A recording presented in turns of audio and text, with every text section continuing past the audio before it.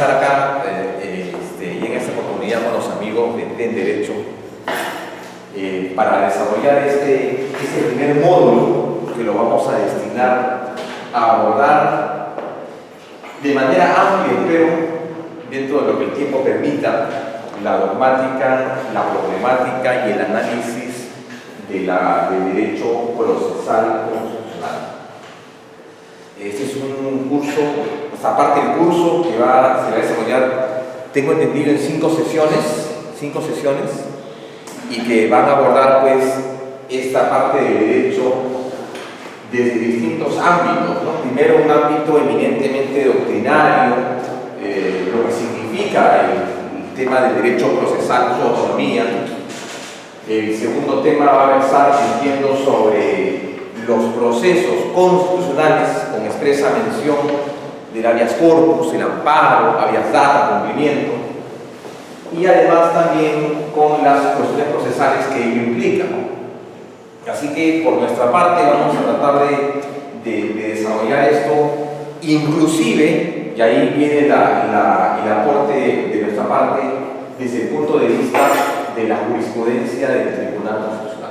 ¿De acuerdo? Eso es lo que enriquece esta disciplina. Es una disciplina que ciertamente no se nutre necesariamente del código, sino de la jurisprudencia y de los llamados precedentes vinculantes constitucionales. Para tal efecto, yo les voy a pedir lo siguiente. Si hay algo que ha caracterizado la enseñanza de esta materia en los últimos años, me refiero a los últimos 20 años, es lo siguiente. Es que el primer consejo que permítanme darles a ustedes es que para el desarrollo de esta disciplina uno tiene que comenzar a cambiar el chip. ¿De acuerdo? ¿Qué significa cambiar el chip? Cambiar el modelo de pensamiento y de repensar las cosas en materia de derecho. Primera clave en tal sentido sería comenzar a pensar en el derecho como un conjunto de principios, más no de reglas. ¿Qué significa? Que los principios son aquello que es lo que debe ser, mientras que la regla es lo que es. Mientras que los principios son conceptos deontológicamente abiertos, las reglas son deontológicamente cerradas. Y en materia del derecho procesal constitucional, señores, está más plagado, tiene mayores contenidos en materia de principios que de reglas. ¿De acuerdo? Eso es lo primero. Lo segundo que les voy a invocar en estas 5 sesiones es que además nosotros pensemos no en términos del código necesariamente, sino en términos de la jurisprudencia. Hay una tendencia ya consolidada de un evidente apartamiento del tema del derecho procesal que cada vez más se independiza del concepto de la ley y más se aleja de este concepto para garantizar su autonomía. ¿Qué significa autonomía? Nuevas formas de pensar, nuevos paradigmas, los límites en materia del proceso constitucional se van eliminando de manera permanente. ¿Sí? Ahí donde otros ven únicamente reglas, ahí nosotros debemos ver qué cosa, principios, valores. Esos son 2 elementos, señores, claves para entender esta disciplina. Es garantizar de alguna manera la llamada autonomía procesal constitucional y de otro lado pensar más esta disciplina en términos dogmáticos que legislativos. ¿De acuerdo? Por otra parte, el tiempo creo que nos va a ser pródigos en desarrollar esta materia. Para tal efecto, señores, yo les he traído acá en un USB abundante material que va a desarrollar casi, no son el tema neoconstitucional, el garantismo procesal. Estoy también trayendo jurisdicción supranacional, que también la vamos a abordar. Estoy trayendo también lecturas sugeridas en materia de derechos fundamentales, jurisprudencia y precedentes. Un material que les voy a dejar, lo voy a dejar en la máquina, en el intermedio, para que ustedes tienen un USB, por favor, lo accesen. ¿De acuerdo? Bien. Así que esa es un poco la presentación general del curso, la cual esperemos que ya después de 5 sesiones Si no nos vamos a convertir en expertos en materia de derecho procesal, sí al menos seremos pues especialistas en principalmente en una generalidad, ¿de acuerdo? En lo que es esto, derecho procesal constitucional. Una primera idea desde el punto de vista histórico es esta, ¿no? ¿Dónde se origina el derecho procesal constitucional? ¿Dónde está? ¿Dónde podemos ubicarlo como disciplina? ¿Dónde? No es una disciplina, digamos, antigua, es de reciente cuño. ¿Dónde está? Si es posible identificarla y ubicarla, ¿lo ubicamos dónde? En el derecho público. Pero antes de hacer ese largo recorrido de ese devenir histórico necesario, tengo que hacer antes alguna mención de una serie de hechos relevantes en materia constitucional que nos permitan el día de hoy hablar acerca del primer tema, derecho procesal constitucional y la llamada magistratura constitucional. ¿Qué quiere decir? La aparición de los llamados tribunales constitucionales. ¿De acuerdo? Quiero comenzar más o menos en un cierto orden en lo siguiente. A ver, permítanme.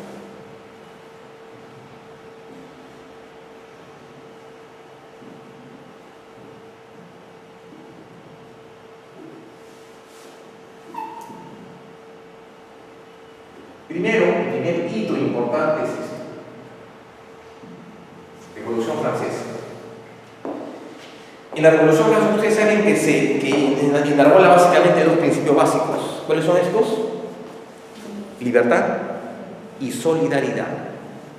Pero además, la Ilustración como movimiento jurídico, político, histórico y social aporta tres conceptos importantísimos en materia del derecho procesal constitucional. ¿Cuáles son estos? La llamada soberanía popular y la separación de poderes. Conceptos básicos en un Estado constitucional.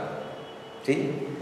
Eso es lo que plantea, lo que aporta la Revolución Francesa como parte de la disciplina. Estamos hablando de 1780 más o menos, ¿no? Mientras que el concepto de la Revolución Norteamericana, ¿qué cosa aporta? La Constitución norteamericana, el concepto de este llamado control difuso, ¿no? Una constitución política, la Constitución de Washington, la de Maryland, que lo que consolida qué cosa es, primero un primer enfrentamiento con la vertiente francesa, es decir, en el ámbito de las competencias, separación de poderes, soberanía popular y demás. La Revolución Norteamericana, ¿qué cosa aporta? La llamada Bill of the Rights, la llamada, ¿qué cosa? Carta de Derechos. La Carta de Derechos, ¿qué cosa es? Las llamadas enmiendas constitucionales. El juez es el que crea el derecho. El famoso caso Marshall, ¿no? El juez Marshall, 1803. Todo eso se dio al interior de la Constitución norteamericana, una constitución que tenía claramente los estamentos estatales y por otro lado la Carta de Derechos, que era básicamente el desarrollo de las figuras jurisprudenciales.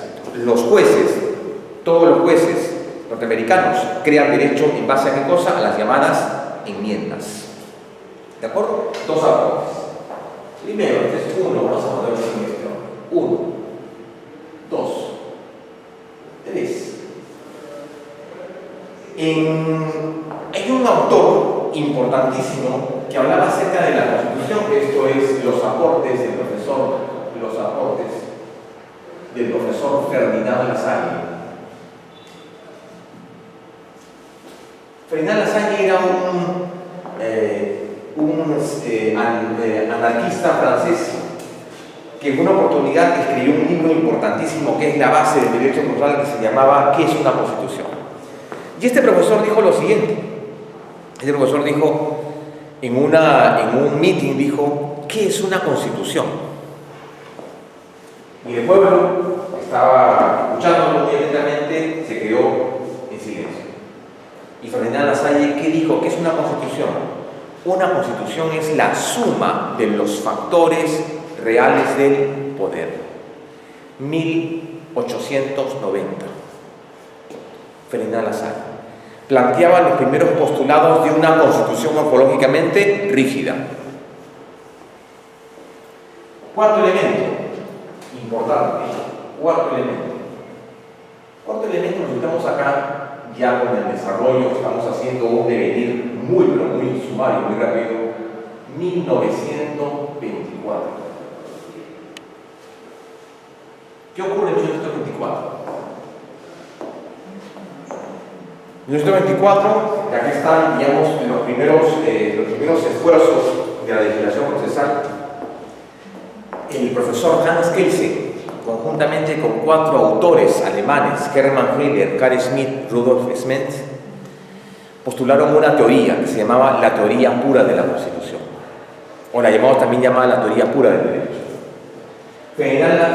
Hans Kelsen plantea, en primer lugar, que la Constitución debería ser entendida no como planteaba Ferdinand Lassalle, sino como una Constitución jurídico-normativa, racional, positiva. Pero él decía que todo sistema basado en esa concepción debería, por lo menos, ¿qué cosa? Garantizar la existencia del llamado control concentrado. ¿Y qué significa en puridad el control concentrado? La presencia de un tribunal constitucional. ¿Sí? Eso es lo que garantizaba, la presencia de un tribunal constitucional. Es la primera vez en 1924 que en Checoslovaquia se crea el primer tribunal constitucional. Primero, en 1924.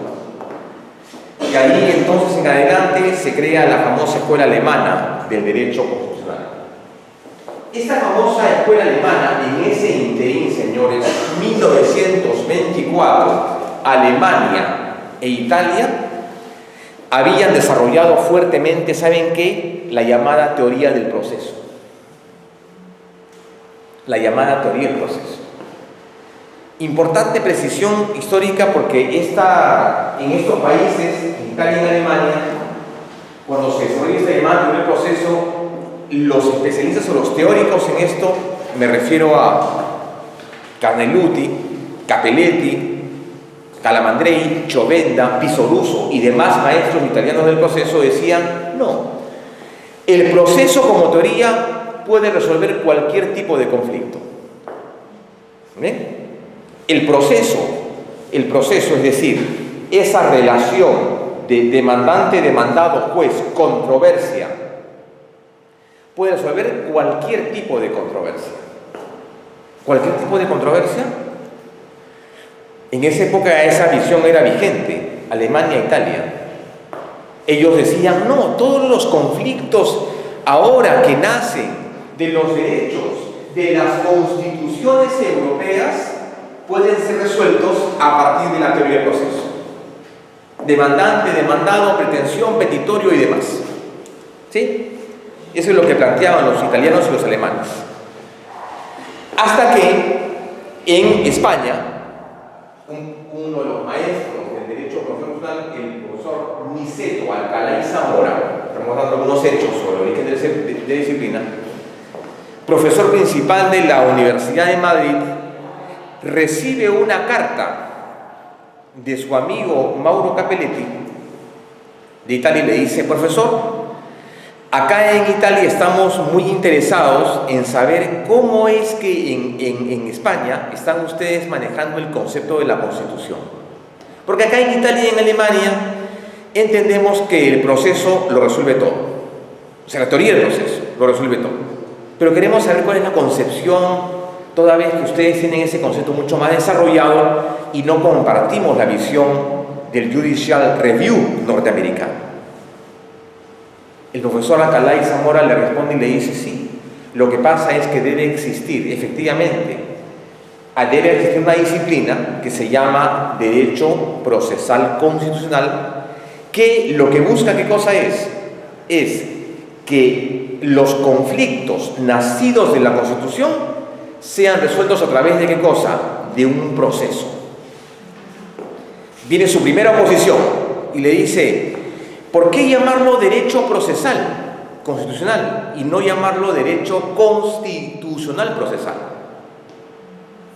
Acá, 1924, 5, 1934.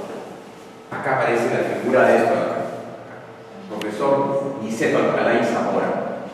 Niceto Alcalá. Y el origen de la disciplina, ¿no? Pues un primer autor dice, ¿por qué llamarlo derecho procesal y no llamarlo derecho constitucional procesal?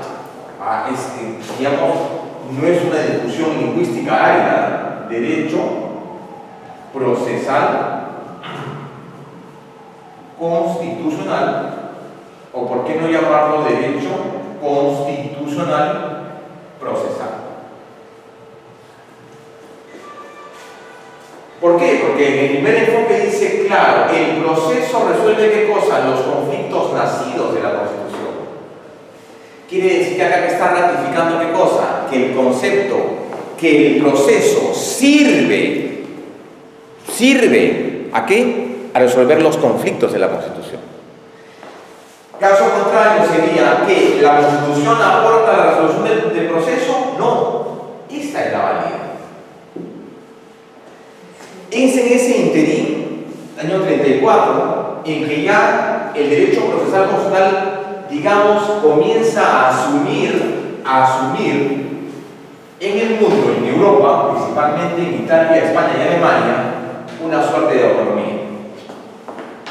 Posteriormente, año 34, el año 34, el 6, vamos a poner acá, nace la disciplina.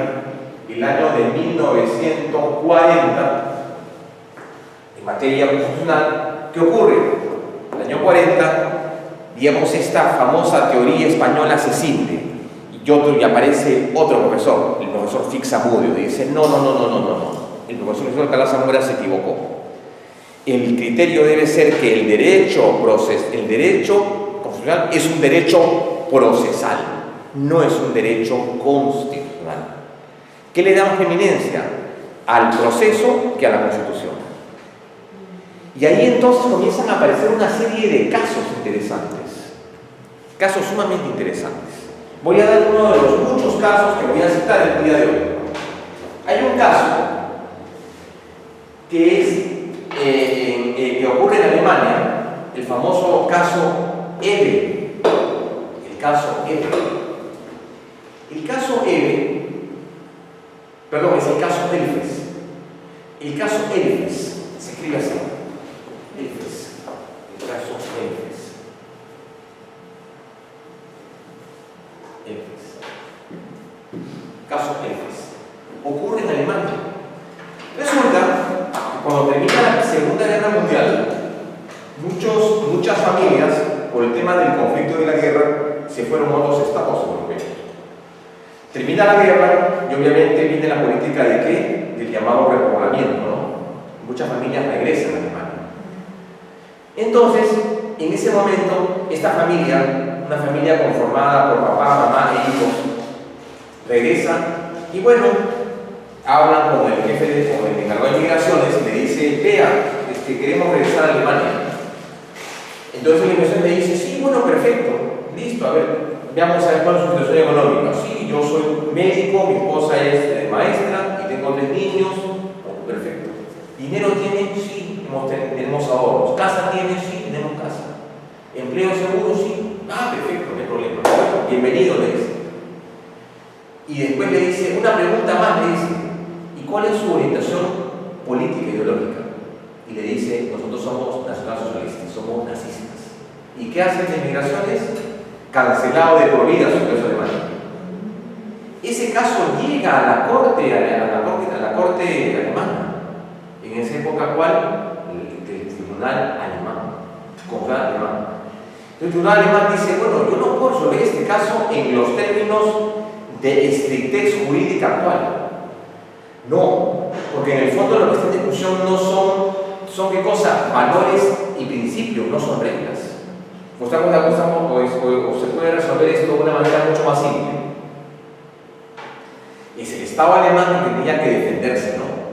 Frente a al regreso de esta familia indeseable. Era un tema complicado que no se puede resolver en base a un criterio jurídico. Entonces ahí comienza a desarrollarse, en ese caso, la llamada autonomía procesal constitucional. Siendo esta disciplina una disciplina constituye un complejo ordenamiento de la naturaleza adjetiva que debe ser interpretado e integrado atendiendo a su singularidad. Entonces, este caso marca un poco la pauta, y a partir de eso, el año 40, es que entonces este caso la familia F dice, perfecto, el año 40 entonces hay una escisión, o sea, ¿qué cosa? Se escinde el derecho procesal. Y entonces, el derecho, por ejemplo, ¿qué cosa quiere? Autonomía. 40-45.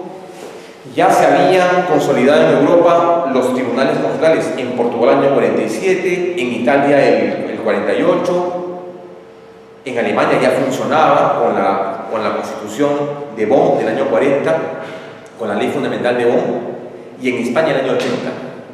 ¿Sí? Entonces ya, digamos, la jurisdicción en Europa comienza a funcionar de manera correcta, ¿de acuerdo? Independientemente del poder judicial de cada país. Para eso, el desarrollo de la jurisprudencia ya establece ¿qué cosa? La necesidad de que esta disciplina ¿qué cosa tenga? Autonomía. Eso se traslada después a América Latina, gracias a la labor del profesor Fix Zamudio, que después viene a enseñar en la Universidad de Autónoma de México y en la Universidad de Buenos Aires, y que era discípulo del profesor Niceto Alcalá y Zamora. Y así viene el concepto del derecho procesal en América Latina, y se desarrolla con el Perú a partir de la entrada en vigencia, digamos, del Tribunal de Garantías Constitucionales como una primera muestra representativa de esta disciplina. ¿Sí? Este es un poco el año 40, 7 podríamos decir también el año 40, después que el año 48 también importantísimo, porque a partir de esto aparece en el mundo una figura que se llama el neoconstitucionalismo. 48. ¿A partir de qué? A partir de la aparición de los tribunales internacionales, ¿no? El año 50 en Europa, el tribunal, ¿cómo se llama este? La Corte Europea, en América Latina, o la OEA en el año 56, en el mundo en el año 48, la Declaración del Hombre Ciudadano, Naciones Unidas, y después otros estamentos. Pero ya existe la figura de ¿qué? Del concepto del neoconstitucionalismo. O sea, es un devenir. Acá podríamos llegar y hacer 5 trámites más, pero ese es lo medular. Entonces, esta disciplina tiene, pues, digamos, su autonomía y su independencia.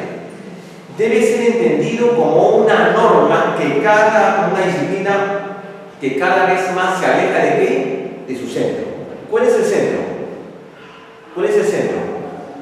La teoría del proceso. A partir de eso es que se comienzan a estructurar una serie de visiones, ¿no? Una serie de visiones que tienen que ver con esto, ¿no? Digamos, con la orientación del derecho procesal. Aquí está, vean este concepto. Esta perspectiva entiende al derecho procesal como un derecho sustantivo y concretizado. Ahí viene un tema importante. El profesor Peter Haberle, uno de los más importantes estudiosos en materia del derecho procesal constitucional, decía: claro, la distinción y la razón por la cual el derecho procesal es autónomo a la teoría del proceso o al derecho procesal en sí, es que es un derecho concretizado. Término importante. ¿Qué significa? Es un derecho concretizado.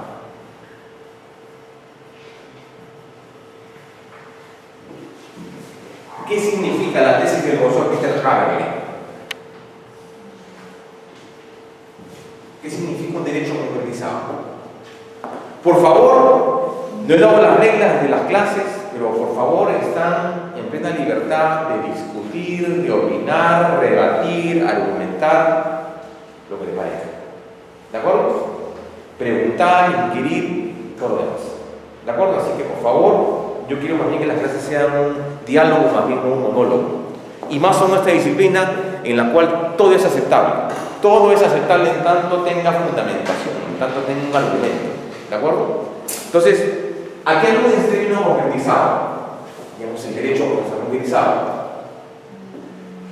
que una preocupación de los derechos sea lo siguiente. Claro, señor, los derechos ya están escritos. Ya están escritos. Y si no están escritos, entonces no importa. Si no están escritos los derechos, entonces se interpreta de manera extensiva, ¿no? Derechos no enumerados. No importa. Sí, pues, pero perfectos. En un mundo tan legalista y tan ordinario en términos jurídicos, hay derechos que no existen. Y los que existen están en la Constitución. Entonces, a alguien se le ocurrió decir lo siguiente, ¿no? No existen los derechos sin las debidas garantías. Un derecho no es nada sin las garantías debidas. Otro dijo, complementando la idea, dijo, los derechos valen en cuanto tengan las garantías debidas. ¿Qué significa esto? Al derecho hay que darle ¿qué cosa? Contenido. Un derecho sin contenido, el derecho se basea en términos constitucionales. Un derecho con contenido que permite la justiciabilidad. Derecho con contenido. Quiere decir entonces que esta labor de concretización que plantea el profesor Peter Haber, ¿qué significa? Darle al derecho, a los derechos, a cualquier derecho no, a los derechos fundamentales, a los derechos fundamentales, ¿qué cosa? Contenidos.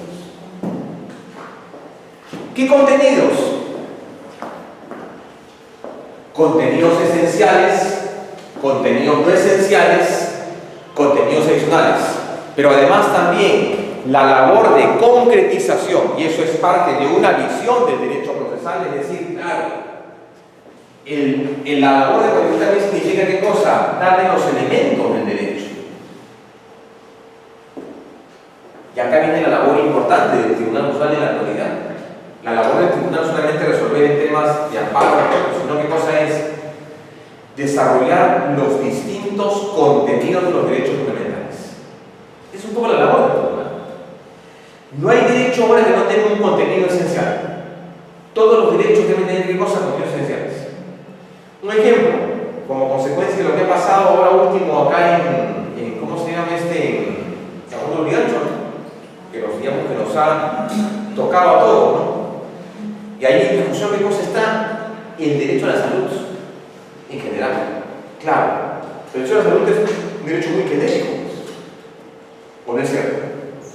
Dice, sí, el derecho a la salud tiene que ver con qué, con el hecho de acceso a un servicio médico. No necesariamente. No únicamente es eso.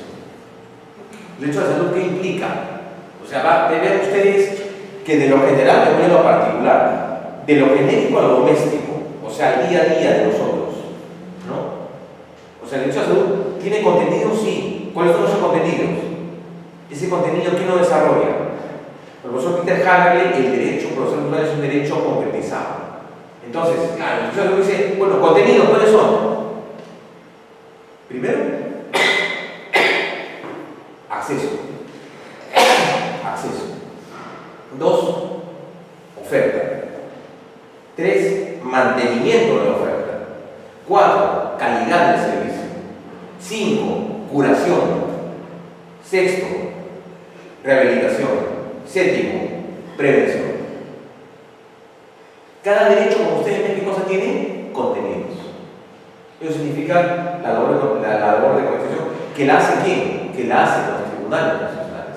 Por eso el profesor Peter Haber acá claro, ¿no? Es un derecho concretizado. Es una primera forma de entender el derecho procesal constitucional. Aquí está, otro concepto. Dice, el profesor Fixamudio, que hablamos hace un rato, ¿no? Esa perspectiva sitúa al maestro Fixamudio, el cual dice, el derecho procesal se reduce directamente a las garantías, en el sentido moderno. Dice, sitúa el derecho procesal dentro del derecho procesal, ocupándose el estudio sistemático de soluciones procesales. Claro, no deja de tener razón, porque en el fondo, ¿qué cosa? cuando defendemos un amparo, un habeas corpus, ¿qué hacemos? Estamos de acuerdo. Señora, que está la demanda, requiera, notifique, pruebo, planteo excepciones, medidas cautelares, defensas previas, contestación, sin contestación, contradicción y demás, sentencia, ejecución de la sentencia. ¿Qué cosa? El proceso, ¿qué cosa se hace? La acción, el derecho fundamental, ¿qué cosa? Se bilateraliza. Demandante, demandado, juez, demandante, demandado, juez, sentencia, segunda instancia, demandante, demandado, juez, de ahí tercera instancia, tribunal. Pero es básicamente, ¿qué cosa? El derecho se defiende mediante ¿qué cosa? Mediante el proceso. No lo negamos, pero ahí encontramos su principal deficiencia. La diferencia entre uno y otro es que el derecho procesal constitucional es un derecho argumentativo, denso en principios, mas no en reglas. ¿De acuerdo? Más no en reglas. Es una gran diferencia que plantea aquel profesor Fixamudio, que después, como ustedes, como ya he dicho, se traslada a Argentina y después a México, ¿no?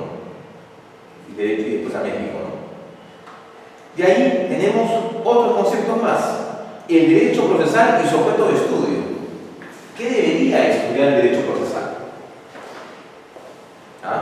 ¿Qué debería estudiar el derecho procesal? Las garantías, la magistratura constitucional. Ok. El derecho es aquella rama del derecho público que establece las normas procesales orgánicas necesarias para dar eficacia a la normativa. O sea, cuando surge qué cosa, un conflicto.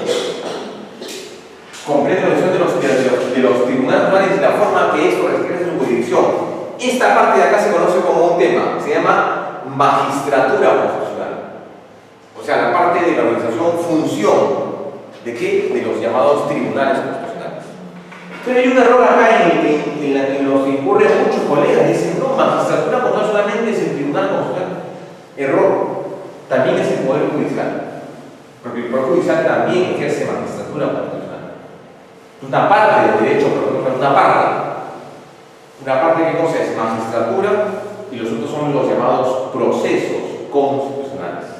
Los procesos orgánicos y los procesos de la libertad. Los procesos orgánicos, acción de usualidad, conflicto competencial, proceso de libertad, habeas corpus, habeas data, cumplimiento y el proceso habeas corpus. Los 4 procesos de la libertad. Aquí está. Ese es el derecho procesal, digamos, sobre la base dogmática o doctrinaria, si cabe decir el término. ¿No? Pero en el fondo el contenido pues, es mucho más, ¿no? Es mucho más ambicioso desarrollar. Buenas tardes. ¿Van a venir más alumnos o ya no?